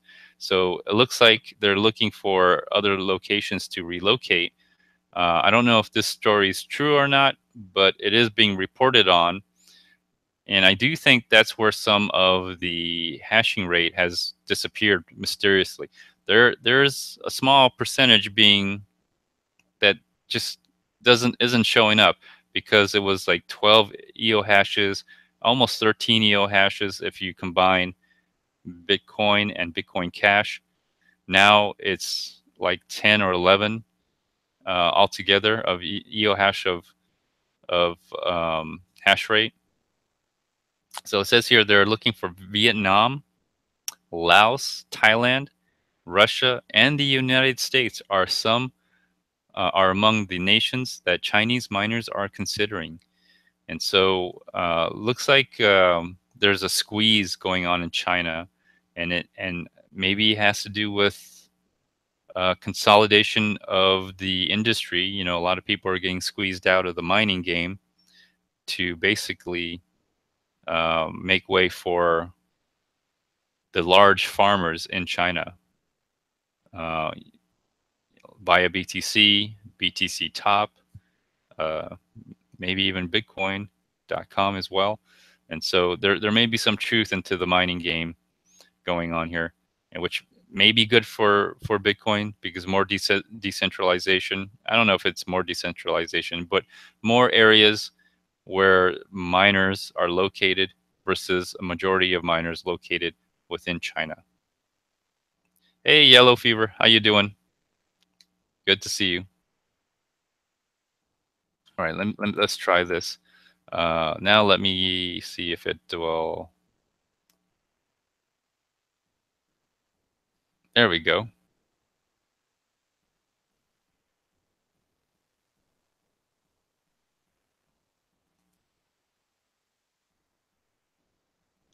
Wow, look at that. It's down. It's down a lot. So the mempool is down. You should probably, if you can, you could probably do a transaction for 10, literally for 10 satoshis per byte on a transaction.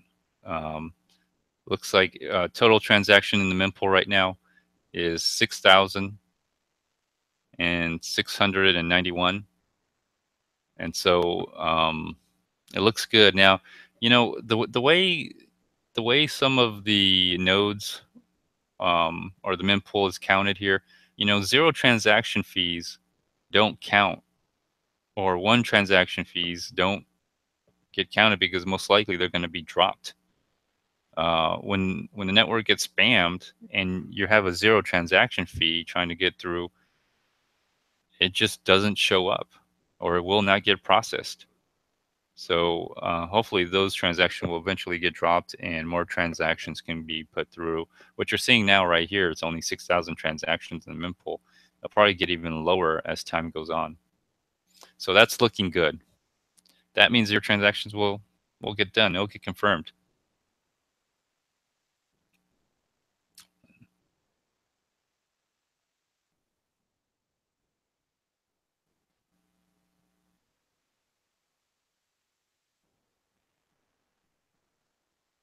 All right. So here we go.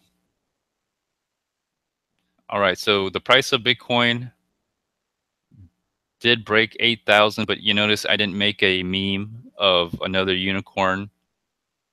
And with the number 8,000, um, it's pushed up to 8,000. I acknowledge that, but as you see right now, it's below 8,000. I like to see more price action above 8,000 before I make a meme of Bitcoin being over 8,000 of a unicorn. Maybe a unicorn with wings next time is what I'm going to do. So a unicorn with wings and maybe with some rainbow in the background, and I'll put 8,000. Um, that's what I'll do for the next when the price of Bitcoin goes above 8,000 and stays above 8,000. So let me just do my typical chart analysis. I'll draw some lines and then I'll just take a look at see what happens.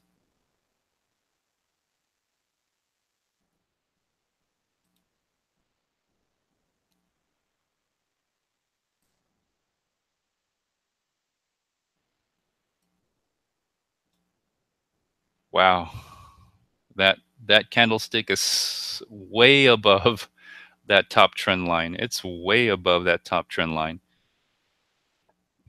The price is looking good. I mean, I don't see why it would stop. This much, this much candlestick going above it and finishing above it. So we just finished the week. So this is the weekly candle now, and it's just made a little slightly red candlestick here. It's just the beginning of the week right now. But I'm looking at this, and this is a very, very strong candlestick. This thing is a monster. What is this price here? What's the low? The low was 5,846, and the high is 8,087. And so 5, 6, 7, 8. So that's over a $2,000 move. Over a $2,000 move in 1 week.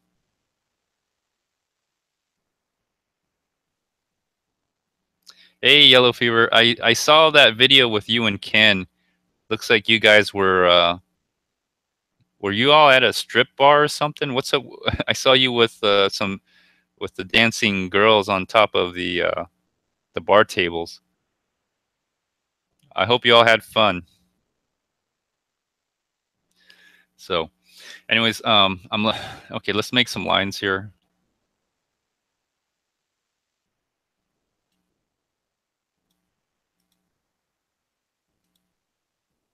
All right. So I made some lines. I'm gonna go to an hourly. We'll take a look at the hourly, and I made some lines here. Okay. So it did break out of this range from, I believe this was the previous high. There, that was the previous high. So the range was broken, barely broken right here, but it did make another high, and that's all that matters.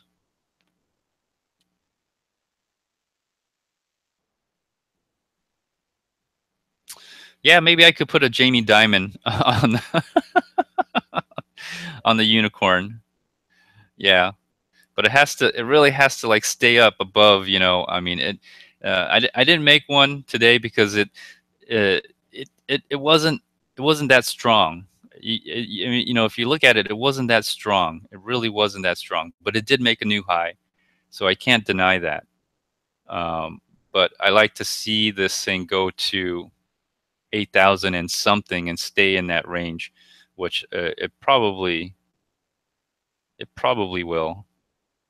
Um, you know, it has so much momentum. It's hard not to. It's hard not to go to 8,000. A fire breathing Andre Barnwell. You said a fire breathing unicorn. Yeah, I mean it's. I'm gonna have to do some crazy stuff if it gets to 10,000, man. A fire breathing unicorn flying with maybe J.P. Morgan, maybe a cat with J.P. Morgan's face on the cat.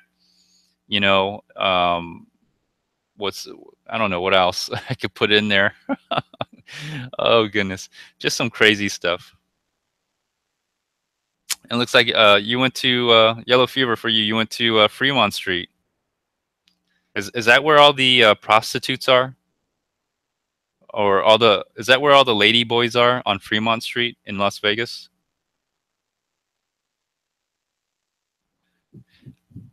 Now, I don't know if you all know this, but Yellow Fever for you is into lady boys. He told me that himself. So anyway, let me let me get back to the chart analysis here. Oh goodness.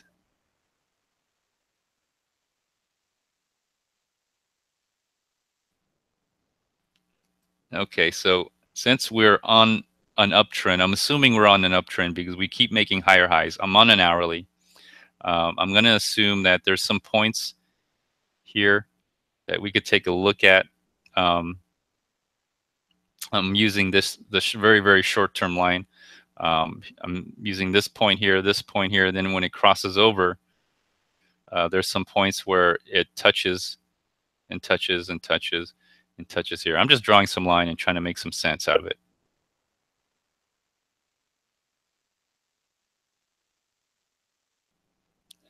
Okay, yeah, I'll build up to it. I'm also hearing like, oh goodness, I'm also hearing like there's the Dragon Ball. It's over 9,000 meme. There, people are preparing. I mean, people are really expecting the price to go up to 9,000. I don't know if you've seen that. If you look over social media, a lot of people are getting ready for Bitcoin to go over 9,000, and I don't blame them because the price is going high. It's holiday season. A lot of pumping is going on. People are very excited about cryptocurrency. I mean, people are pumping Neo and Ethereum right now, go to an all-time high, which is, in my opinion, it's a joke because it's literally. I mean, I guess people could. I guess Ethereum could. It's possible. I mean, we're all exuberant about this time of year. I mean, we buy stuff. We're gonna get fat on turkey and gravy and pork and ham. So yeah, we're gonna be. It's possible. It's, everyone's happy. Everyone's making money. Why not? But I'm seeing a lot of these Dragon Ball memes of Vegeta. I think it's Vegeta, and he's reading Goku, and he's reading him. It's like it's over 9,000. I mean, people are really getting ready for that meme. As soon as the price goes up to 9,000, people are going to be flooding the social media with that meme. People are really going to be. I could see it now. I don't know what I'm going to do. Obviously, I'm not going to just do what everybody else does. Gosh, it'll probably be another unicorn. I'm going to make Goku a unicorn or something, or I'm going to make Vegeta a unicorn. I'm going to try to make him into a unicorn, or try to find a picture of a unicorn Vegeta, and with the meme, it's over 9,000. That's what I got to do. So yeah. So here, I just made this line just to try to make some sense out of it. I'm going to try to make some. I'm on an hourly here, and I'm going to try to make sense out of this.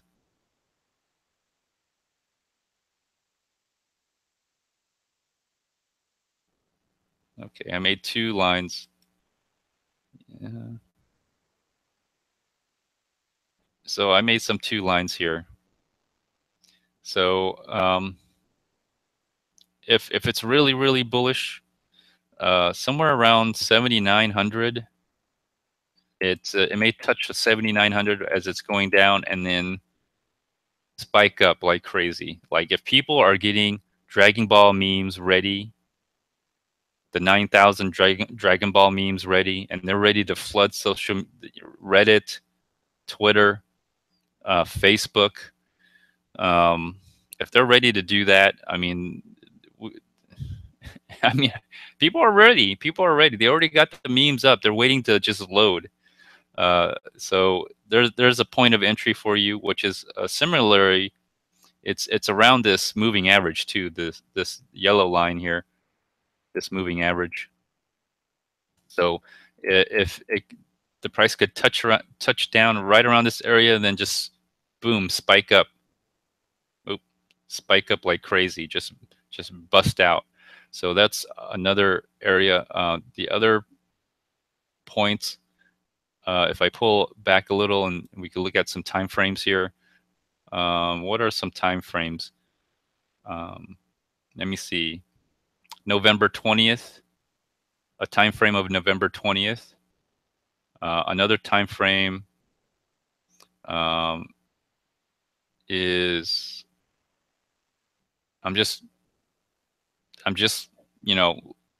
checking where the lines intersect.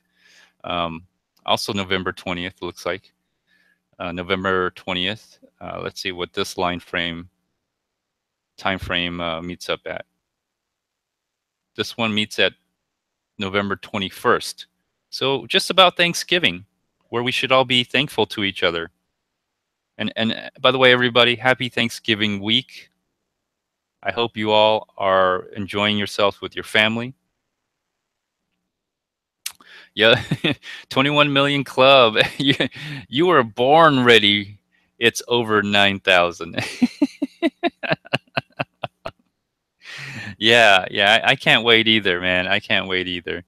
Oh goodness. I may have to, I'll probably have to celebrate and do something. I'll probably buy some apple cider and open some champagnes here. So there's November 21st as another time frame. So there's some areas where it could I'm looking at an hourly, it could break open. So just looking around, playing with the charts here. Um, doing here. I don't know if it's really going to do that. But looking at the hourly, I mean, it's just trending up and it's just going higher and higher. It's hard to try to short. It's really hard to short. I mean, it looks like the problem is every time you short, you end up getting margin called. That's the problem, and especially when the price, even today, let's see, in the 12-hour, this candlestick here, the low was 7,600, 7,697, and then the high on this candlestick right here, this green one, the high was 8,087. So it was literally it's a $500 price move. You most likely wouldn't have that kind of a margin. You would have a stop somewhere before it went to 8,000 if you were trying to short at that low time, at the low of 70, was that 76.97. So you would have been stopped out. Your stop would have been hit. And that's kind of what happens when people short at these prices. You're right. You're probably right, but you're going to be right only after the market takes all your money, and then after you get margin called, or you no longer enter into a new short trade, then the price goes down. And that's how the market works. All right, the market is a beast. It will come take your money. And the best thing you can do is just buy and take it off the exchange. Buy Bitcoin, take it off the exchange, and just hold it. All right, or trade peer to peer. I would say trade peer to peer. With my premiums that I had, I was trading over $8,000.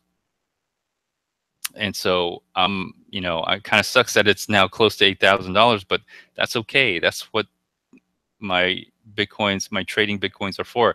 They are for trading. So, but I've traded at a price of over $8,000. So every time I make a trade, I anticipate the price to go up. And I'm assuming so the people that buy Bitcoins from me, they're anticipating the price to go up as well. On the 12-hour, it looks really good because look at that. It is riding this short-term trend line. It's riding it really good. It looks like it's going to keep going up. It just looks like it's going to keep going up. All right, I'm on the 1 day.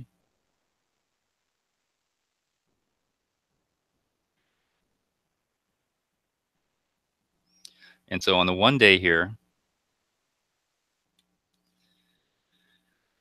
there is a little gap, again, a little gap showing.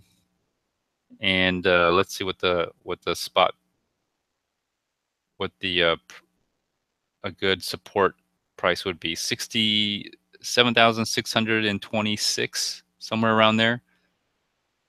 So if it does pull back a little bit, it might pull back to this moving average, and then just go ahead and go up higher, bounce off of that, and then go up higher, because it looks like, if you look at the way the price moves, with the average line.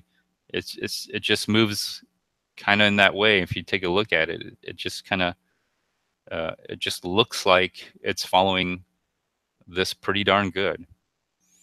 Another area where you might want to put support is 74.50. Another area of support is it's slightly moving up higher. 66,888. I would just say 88. And then there's another supported area along this longer term moving average right here, which is 6,769. Other than that, your typical all the way drop to 5,571 and then 5,000. So these are some support areas if the price ever drops for whatever reason. Let me go on to 3-day.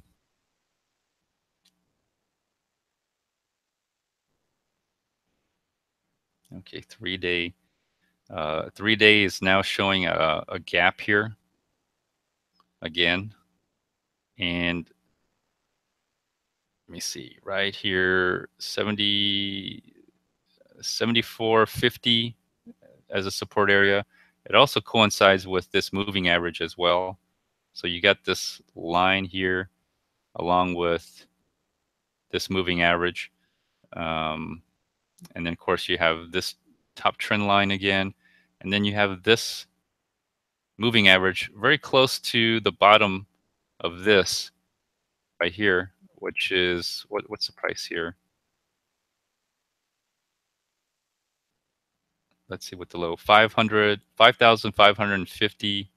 5,560. So this line right here is kind of at the same level of this longer term moving average, and then 5,000, and you got 3,000.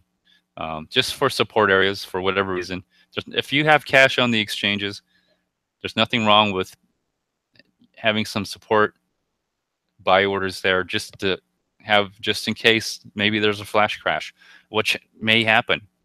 I mean, I remember when BitC went down back in 2013, when BitC, when the price of Bitcoin was at, I think it was around $800 or $900. After it topped, BitC went all the way down to like $100. And so if you had a market order when BitC had their flash crash, yeah, you would have made out pretty good. If just $1,000 at $100, you would have had 10 Bitcoins for $100. That would have been awesome. Who else? I mean, even Mt. Gox had their flash crash, and then Bitstamp and Bitphoenix had their like flash crashes. So if you're on holiday, if you're enjoying your holidays, have a few stop orders around there, and that way you can enjoy maybe picking up a few cheap Bitcoins. You never know. A lot of people have fat fingers these days, and there may not be a lot of liquidity on these exchanges. All right, and then there's the overall. I'm going to take out these lines here and just leave that one. On the weekly, there's nothing to look at other than to say that it is awesome. There's really a good chance that it's probably going to continue to go up on a weekly basis. It's trending up. There's no sign of reversal. There's nothing I can say that nothing I can see that to tell me that there's a bear market coming. Of course, bear markets never let you know that they're coming, but right now on a weekly, the trend is up. The chart, the price starts here on the left at the bottom. It ends up on the top right. That's bearish. I mean, not bearish. That's bullish. That is very, very bullish. Also, the other thing is this average here is coming close to this top channel right here. So there, if the price does for this week decide to go down for whatever reason, because there is a large gap here between the spot price and the average here, the simple moving average, 7,000 right around here looks like a really great support. So that if you did want to, you know, put some limit orders, that'd be a place, especially over the holidays when you're most likely not paying attention to the price of Bitcoin. But most likely, if you're like everybody else, you're probably eating your turkey and watching the price of Bitcoin while you're watching the football game and interacting with your family and then having dinner and then looking at the price of Bitcoin. You're probably still watching if you have any Bitcoins. It wouldn't hurt. And you're probably hoping that the price does go down and hit some of your limit orders, knowing that you got some cheap Bitcoin. A lot of people may even cash out. They just don't feel like dealing with the volatility during the holidays. There's still, there's that, and so there's a lot of space here. So there could be some consolidation coming up. It's possible, but then again, you don't want to get caught with your pants down because the price could just skyrocket when you least expect it. Okay, when you're least ready for the price to go up, you wake up in the morning and then you look at the chart on your phone or on your computer, or maybe you hear some news about it and the price is just like at 9,000. I mean, that can happen as well. Anyways, thank you everyone in the chat. Let's go. Oh goodness. Everyone, Eth and Neo, and everyone in the chat, Olaf Husky, for Yellow Fever for you, Dual Overhead, Camness, 21 Million Club, Richie Rich, and let's see who else was in the chat. DD8209, Andre Barnwell. Let's see who else was in the chat here. Boy, you guys are really talking. Fud Machine. Fud Machine was here, and then Carlos. I believe Carlos, you were in here as well earlier. And Bitcoin B, if you were here, if you're still here, thank you. I hope all of you have an excellent adventure and enjoy your holiday week and have a great time. And enjoy your holiday. Anyways, I'm going to conclude this episode. Feel free to like, dislike, definitely leave a comment after the live stream, or even make a video response. Until next time, everyone, stay tuned. Bye-bye now.